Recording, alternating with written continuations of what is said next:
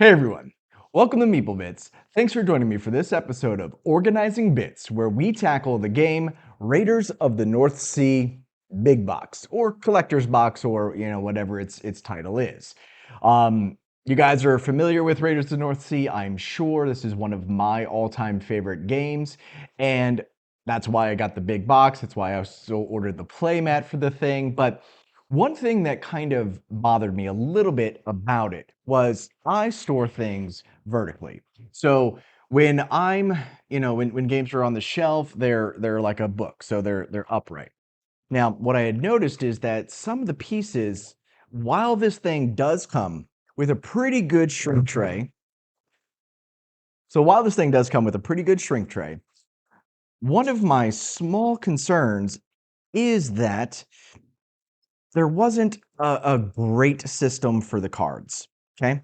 So I've got all the expansions here, and one of my large frustrations was that there's really just these kind of two slots down here or up here, depending on the orientation of your insert. But there's just these two slots that I'd have to, constantly separate the cards. And sometimes I like to play core, sometimes I like to play with Hall of Heroes. I don't often use Fields of Fame, but I'd like to keep the cards separated. Additionally, down the center, we've got the tiles that go with the different things. So we've got your core offerings, then we've got the other stuff.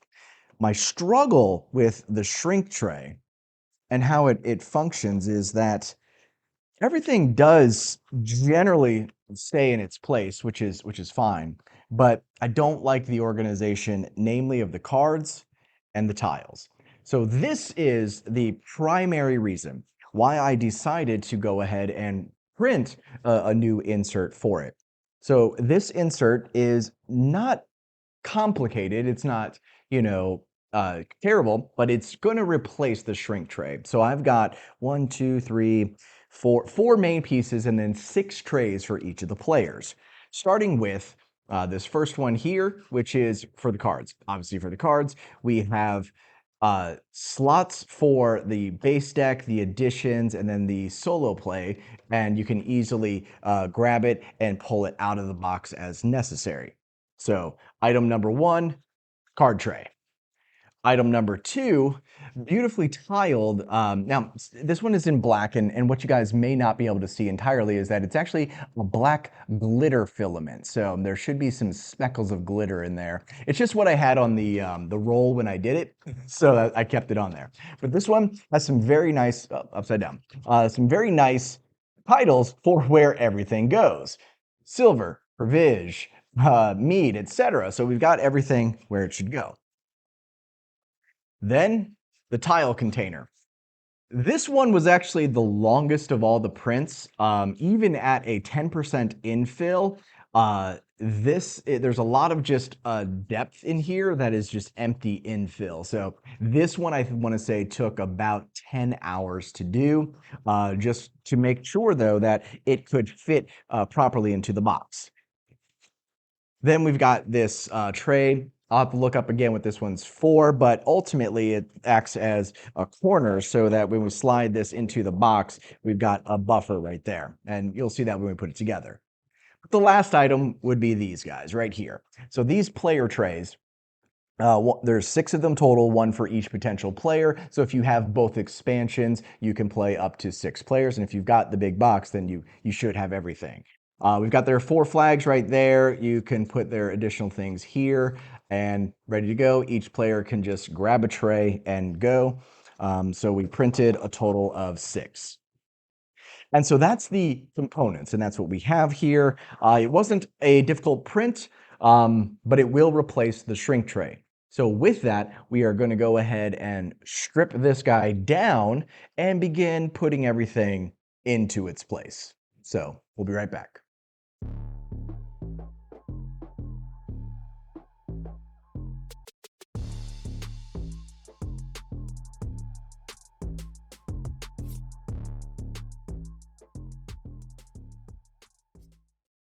And we're back. So we've completed dismantling the shrink tray. So the shrink tray is now empty and will be tossed off to the side.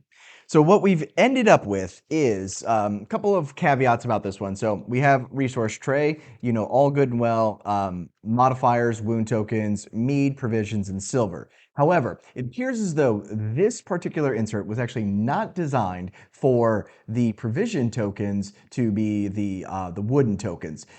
There's only enough room in here for what appears to be the punch board or the chit tokens for provisions. So I had to relegate and move the rest of the provisions into this squared off piece here, which is where the draw bag goes.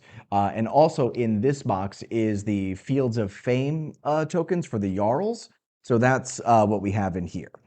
All right, so with that, we are essentially ready though to begin piecing this back together. So we got that. Provisions, cards. So here was the other challenge with the cards. So we've got the core deck here. I put then both the Fields of Fame and the Halls of Hero here, and then this narrow slot is for solo mode right here. So there wasn't a separation for the cards for the two expansions, which is okay though, because I can quickly separate these two decks out once I find the breakpoint. And I may actually put in a card insert, which I do have some lying around somewhere, a divider card. So I'll probably do that. So card tray, ready to go. Then lastly, we have 6 of the player trays, very simple card with the flags right here. So like so, good to go. Sorry, lastly is this guy. So we've got the player boards that sit at the top of these guys. So we've got the player boards here, and this sits up top as well. So you got these guys here so that you can cover your items if you're playing the Jarls. Dice slots, black, gray, and white worker meeples. Um, offering tiles, or sorry, quest tiles, offering tiles, and then the other tiles. I forget what they're called right now. And then I had previously purchased some provision tokens, which I'll now use for a different game because I have plenty of those. So we're gonna box this guy back up and see where we land. So with that, I think I went this one. So here's the bottom of the box. So top and bottom, and I think I went this to sit maybe down bottom. That might be the most ideal scenario. So that'll go there. This piece slides in like so. Right. So after a bit of digging, I think I finally have it figured out. Okay. So down bottom, we're gonna put the tiles, the dice, and the meeples. Along this corner goes the extra provisions, the Fields of Fame Jarl tokens, and the draw bag. Along the side, we're putting the 6-player trays cornered off over here, topped off by the provisions, or sorry, yeah, the resources. So all the resources will sit like this right there, followed by the cards, which will come right down here.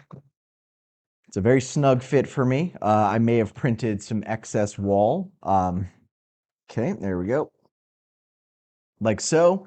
And then these guys will slot right down in here. Okay, there we go. So far everything is very tightly fitted. And yeah, and this guy's gonna come right on top of here. And there we have it. I've got a little protrusion on the sides here. I don't know if you guys can notice it, but it is there a little bit. So I may suggest printing some thinner walls to try to help make this fit because my sides are poking out a little bit. The last thing though is that I'm not going to be able to store this very cleanly in a vertical format. I'm noticing because once I put this in a vertical way, even putting these books on top over here, it's not going to help a whole lot. These resources are going to fall. So I think what I'm going to do then instead, I'm going to swap 2 of these player trays and put this down here, sliding these player trays on top like so. This way, now, there we go. This way, I at least get a little bit better coverage on those sides there. Over here, I might lose these meeples in with one another, but inside of each player tray, we've included the flags, 2 resources, and 1 black meeple. So go ahead and pull this out like so. I'll give you guys an idea. So in here, we got a black meeple, which is there. It's hard to see on the black. 2 silver and the 4 flags. There it was a rule change in the later expansions or variants, which called for everyone starting with some other stuff. All right, so I think we're good to go here. Let me slide this board out. Okay, and yeah, okay, looks good. Slide that right back down in there. It's a little wobble, but no big deal. Rule books and instructions go right inside of here. Okay. And there we have it. We have now officially replaced the shrink tray. So no more shrink tray, replaced it with full-on insert. Took me a minute to figure out the proper configuration, so I hope this video helps you guys putting it together. But the links for these files will be in this description down below. If you have any questions about this insert, please leave a comment. I will answer it as best as I can. And okay, let's check this out. Little bit of lift right here. A little bit of lift right here. So that's me storing it vertically. So I'm going to slide it into my shelf like so. And how did that hold up? Let's find out. All right, so we lost a couple of cards here. No big deal. Those actually stayed where they should be. And how about underneath? Underneath actually did do okay. Surprisingly okay. Need to flatten out these provisions, so I'll just slide a few over there. Okay. All right, so storing vertically, I did lose cards, but small sacrifice. Small sacrifice. Otherwise, very satisfied, mainly mainly because of the tiles here, organization. If you've enjoyed the video and you like the content, please feel free to leave a like and subscribe. And as always, everyone, until next time, thanks so much for watching.